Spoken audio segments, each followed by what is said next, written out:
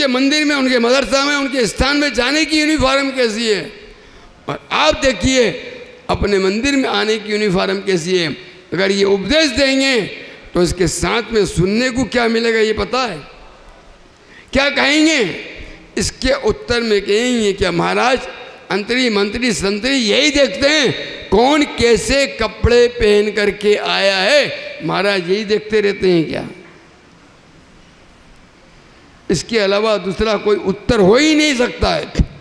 मैंने कह दिया अमुक व्यक्ति है, मैंने कहा तुम्हारी बच्ची है, तुम्हारे इनको बेटे को कैसे कपड़े पहना के लाते हो, कैसे ड्रेस पहना के लाते हो?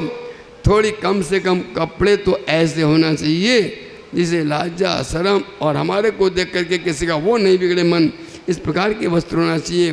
तो प्रिय बंधुओं, ये जो संस्कार वाली बात थी, ये संस्कार तो हमें सुन लिए, और बहुत साधु संत आते हैं, बात करते हैं और अपनी बात को बता देते हैं।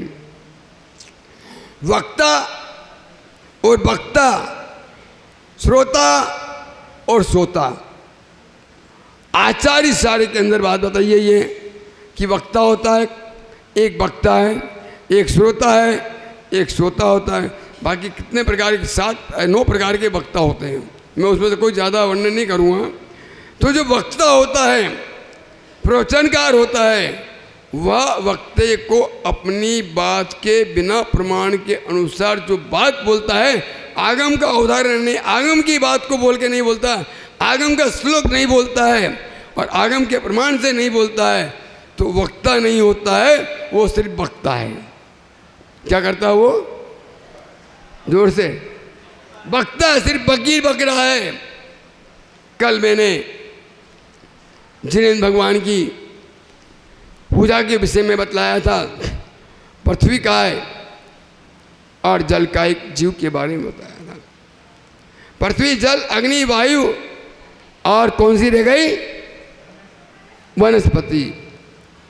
इनका एक दिगंबर वीतराग मुनिराज के उपदेश से जितना कल्याण नहीं होता है, जितना मुनिराज के माध्यम से इनका उपकार नहीं होता है, उतना उपकार आप लोगों के माध्यम से होता है। किसके माध्यम से? आप श्रावक, अगर श्रावक हैं तो आपके माध्यम से इनका उपकार होता है, ना कि दिगंबर मुनिराज के माध्यम से इनका उपकार होता है।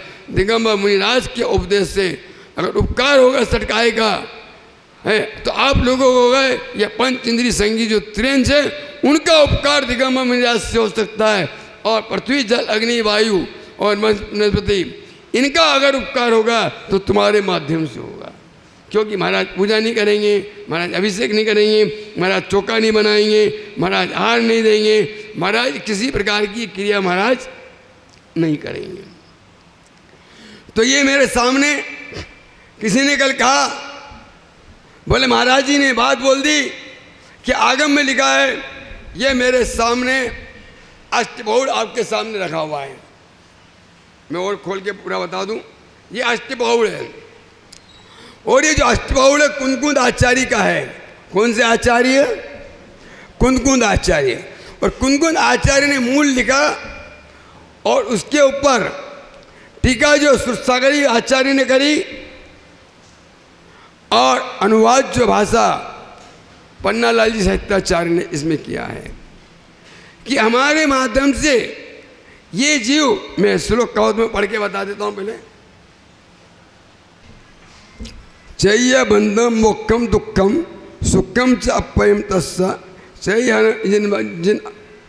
जिन्मग्गे छकाह्य कर्म बणियम चैत्यग्रह बंध अष्टकर्म करोति पाप कर्म पाप अर्जन करोति पुनश्च किम करोति मोक्ष मोक्षम कर्म से लक्षणम मोक्षम च करोति दुखम सुखम च असत्यम चैत्यग्रह दुखम शरीर मस्तिष्क गंतु लक्षणम यह चैत्यग्रस्त दुष्टम करोति तस् पाप बंधस तस् करोति तस्।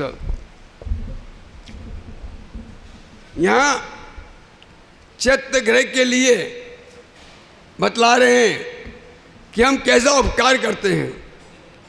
चैत्य गृह का मतलब मंदिर भगवान की, इसलिए ये तुम्हारे लिए कितने उपकारी हैं और हमारे उपकार से इनका कितना उपकार होता है। हमारे उपकार से अभी जैसे कल बतलाया था कि आपने एक जिन मंदिर बनाने के लिए मट्टी का खनन करा, खोदा करा है, उस मट्टी के ऊपर आपने उपकार करा और मट्टी कहती है कि मैं पुण्यशाली हूँ कि आपने मेरा खनन करके ये जिन मंदिर बनाने के लिए काम में आया। अगर वही ग्रह आप अपने घर के काम में लेते हैं, बनाते हैं, तो उसका भी पाप कर्म का उदय है, तुम्हारा भी पाप कर्म का उदय है। लेकिन वही मिट्टी तुमने खनन करी है, जिन मंदिर बनाने के लिए करी है, तो आपने उसके ऊपर उपकार किया, वो परंपरा से मोक्ष का कारण बनेगी। उसी प्रकार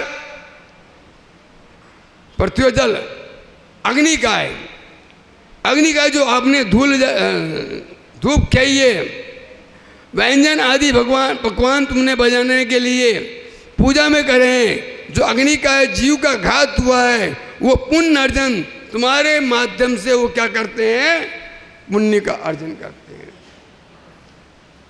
दीपक लगाया, दीपक ही जल रहा है, निरंतर एक नई ज्योत उसके अंदर चली जा रही है।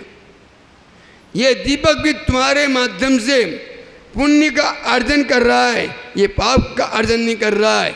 यही अग्नि आपने चूल्हे में रही है, अपने खाने के लिए बनाई है, अपने पीने के लिए बनाई है, अपने लिए गर्म पानी कर रहे हैं, वो तुम्हारे पाप का कारण है।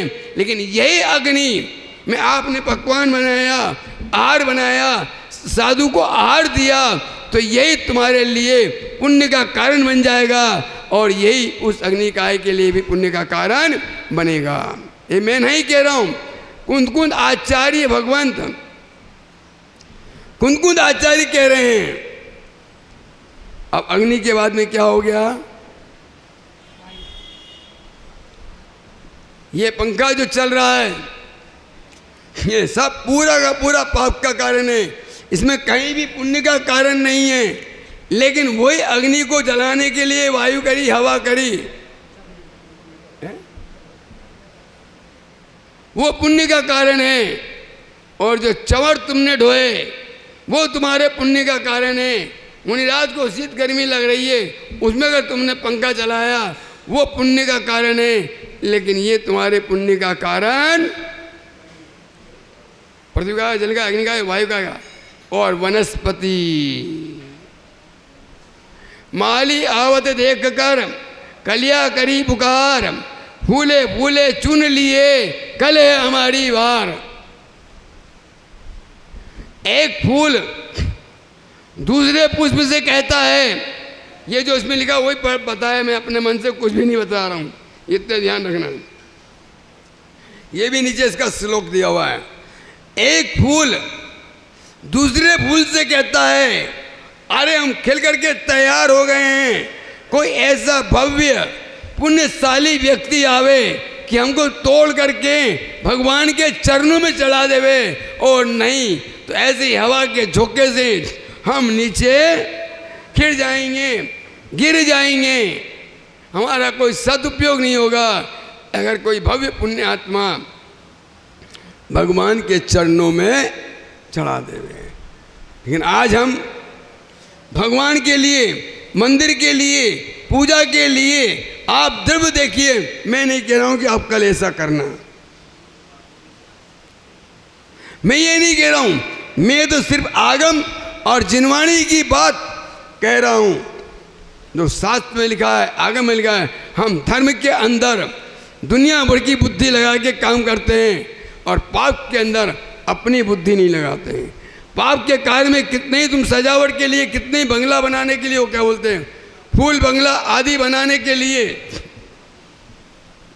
शादी ब्याहों में सजाने के लिए, मंडप को सजाने के लिए लाखों लाख करोड़ों फूल तुम सजाने में हजारों लाखों रुपया पूरा कर देते हैं उसके डेकोरेशन के अंदर। बर्थडे पे, जन्मदिन पे गुलदस्ता फूल का देते हैं। कितना तुम पाप कमाते हो, वहाँ तुम विचार नहीं करते हो कि एक फूल हम तोड़ रहे हैं, ये फूल चढ़ा रहे हैं, ये गुलदस्ता दे रहे हैं, कितना हमारा पाप का कारण है। इस बंगले के लिए तुमने फूल चढ़ाए, वो सजाया, वो फूल का कोई यूज नहीं है, सिर्फ और सिर्फ वो तुम्हारे पाप का कारण है, वो पुण्य का कारण नहीं है। वही फूल एक भगवान के चरणों में जलाओगे तो तुम्हारा भी पुण्य का कारण बनेगा, और तुम्हारे निमित्त से वो फूल भी क्या नाम से पुण्य का अर्जन करेगा। हमारे माध्यम से कर रहा है वो। एक फूल सिर्फ पुष्प हम, लेकिन पूरा द्रव्य जो चढ़ाते हैं वो आधे से ऊपर द्रव्य तुम्हारा नकली होता है। धूप खेने की बात धुपाड़े में आएगी। अगर अग्नि जीव का घात क्यों करें हम, अग्नि का क्यों करें, इतना आनंद क्यों करें, इतना सारम क्यों करें। अरे धर्म के काम में, पुण्य के काम में तुम्हें आरंभ सारंभ लगता है, तुम्हें पाप लगता है, और पाप के काम में जब तुम प्रतिक्रिया करते हो तो तुम्हें ये पुण्य लगता है। क्या मानते हैं दीपक भाई, हैं? क्या मानते हैं? धर्म के काम में हम इतना आरंभ सारंभ पाप क्यों करें? और यही विचार तुम्हारे अंदर आ जाए कि जितनी प्रतिक्रिया में तुम पाप की प्रतिक्रिया की बात कर रहे हो, जो पाप कर रहे हो, अरे इतना आरंभ सारंभ क्यों करें, इतना फूल क्यों लगाएं, इतना क्यों सजाएं, ये गुलदस्ता क्यों दें, उस टाइम तुम्हारे मन में विचार आता है। जब धर्म में बुद्धि लगा सकते हो, धर्म में पाप है उपादेय का विचार कर सकते हो। जब एक धर्म के मार्ग में तुम्हें लग रहा है कि इसमें चढ़ाने से पाप लगता है, तो अधर्म में तुमको कितना पाप लगेगा इसका विचार करो। क्या सुबोध, अबोध मत बनो, सुबुद्धिशाली बनो। क्या नीरज भाई, समझ में आ रही है कुछ? महाराज जी जो कह रहे हो सब कुछ सही कह रहे हो, लेकिन करना तो वही है जो हमें करना है। तुम कोई भगवान की, कभी मैं नहीं कहता कि आप पंचामृत अभिषेक करना, मैं नहीं कहता कि आप भगवान को केसर फूल चढ़ाना, मैं ये कभी नहीं कह रहा हूँ कि आप ऐसा करना, लेकिन आप नहीं करोगे तो भी सम्यक दृष्टि है, और करोगे तो भी सम्यक दृष्टि है। सिर्फ अगर हमारा श्रद्धान अगर रहा, नहीं वास्तव में क्रिया तो यही है, करना यही चाहिए, यही हमारा सम्यक दर्शन है, तो आप सम्यक दृष्टि कहलाओगे। अरे इसमें चढ़ाने से पाप होता है, इसमें करने से ऐसा होता है। अगर धर्म और जिनवाणी का आह्वानवाद करोगे तो निश्चित रूप से तुम क्या कहलाओगे? मिथ्या दृष्टि। जिन आगम, जिन वचन, जिनेन्द्र भगवान के एक भी वचनामृत पर अगर तुम्हारा श्रद्धान खत्म हो गया तो तुम मिथ्या दृष्टि हो। और जिनेन्द्र भगवान के वचनों का पर विचार करके, श्रद्धा रख के अगर वो क्रिया तुम नहीं भी कर पाओगे तो तुम सम्यक दृष्टि हो। एक मेंढक अगर ऐसा ही पाप होता तो वो मेंढक जो था, वो मेंढक के नाम से भक्ति के साथ में पुष्प लेकर के गया कि नहीं गया? कहाँ गया? कहाँ जाना था उसको? पता लगा कि भगवान महावीर का संबोधन जा रहा है, कहाँ? तो वो भी फुदकता हुआ एक मुख में पंखुड़ी लेकर के जा रहा है, और हाथी के पैर के नीचे, उसी राजा सैनिक के हाथी के पैर के नीचे दब के मर जाता है। और राजा सैनिक तो बाद में पहुंचता है, लेकिन वो पहले काय के प्रभाव से, किस प्रभाव से, कौन सा प्रभाव है? उसके मन में सिर्फ और सिर्फ एक ही भाव है कि मुझे भगवान की भक्ति करना है और मुझे मंदिर में जाना है।